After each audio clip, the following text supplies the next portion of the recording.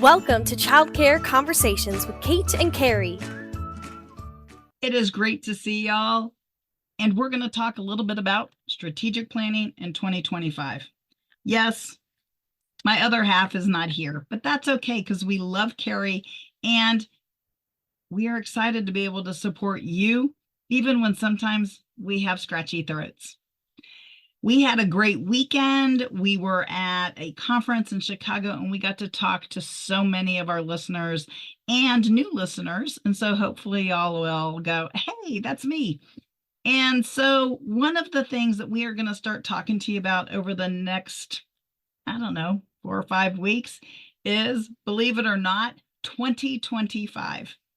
We have 11 weeks until 2025. So I'm not talking about giving up 2024, but you know what? You've got a lot of time left in 2024 to reach those goals. Because I'm pretty sure that in January, you probably wrote down the things that you wanted to accomplish this year. If you're a brand new program, you still have an awful lot of time to bring those families in and to get really, really excited about your year. But if you're like a fair amount of our clients and you're sitting here going, it's already been 10 and a half months, like you can't believe the time has flown, or you're overwhelmed.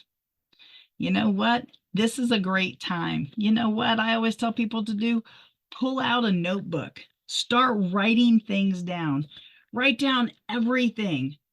All of the good stuff goes first. Think about all of the successes that you and your staff have had this year. This is an awesome time for reflection. Waiting until January, even waiting till Thanksgiving, we want you to embrace that now. So right now, today, October 15th, pull out your notebook and get excited about what an awesome 2024 you've had and how you're going to finish the year. Write down all of the positives that have come in, all of the new families, the new relationships, the awesome new staff. This is a great time. Write it all down. Just make a list. Don't edit the list. This is for nobody but you. Nobody has to know what you think.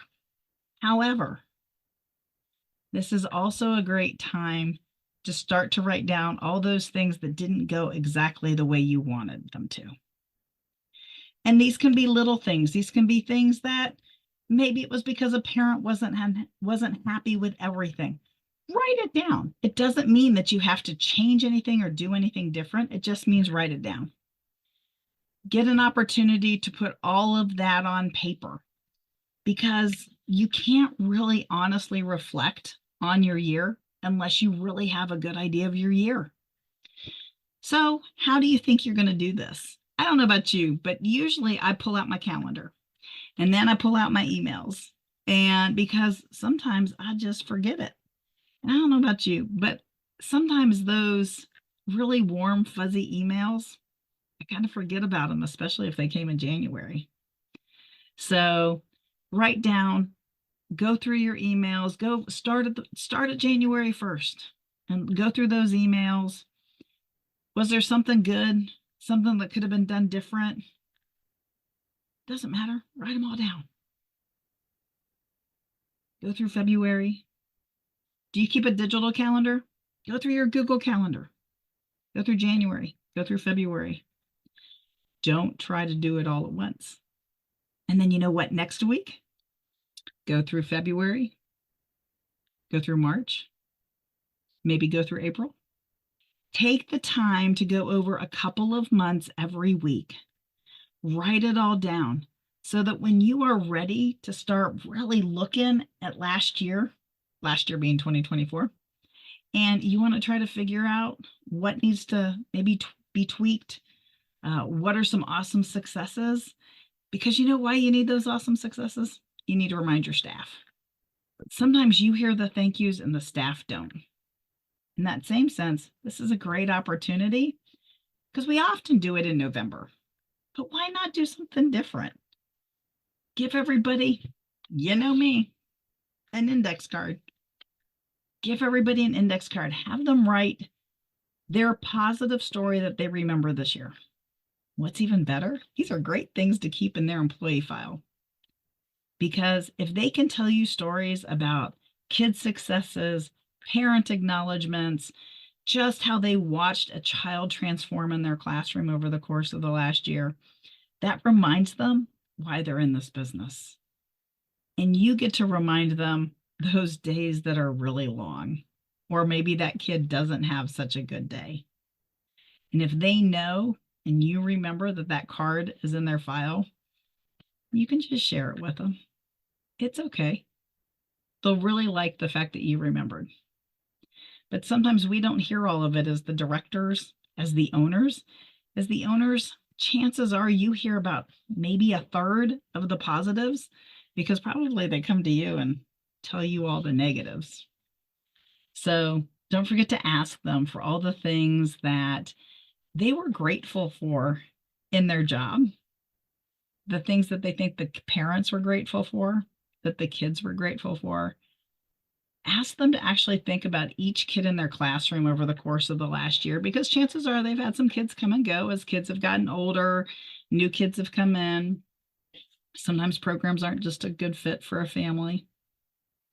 And as you're talking to them and they're writing it down, just remind them and smile and let them know they're doing a great job. As we start to look through 2024, and we're digging up and throwing out all of the stuff, there's going to be some parts that are going to be hard to look at. I have no doubt that you've done the best you thought you could do at the time. Sometimes things just happen. It can be an accident. It can be just a misstep.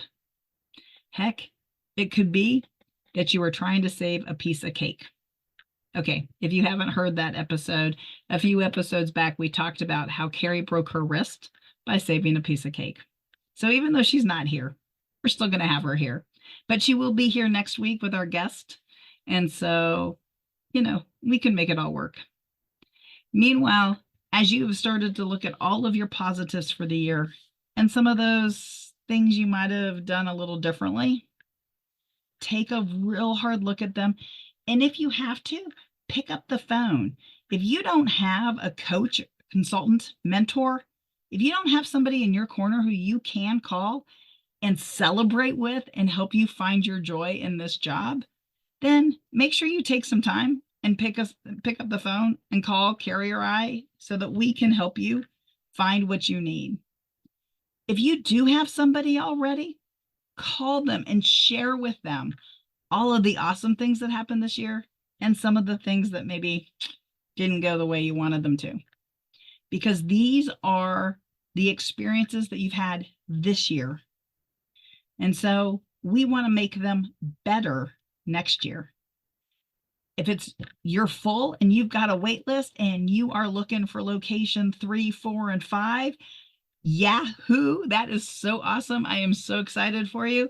If it is that you are looking for location number 10, 11, and 12, wow, that is so just unbelievably awesome.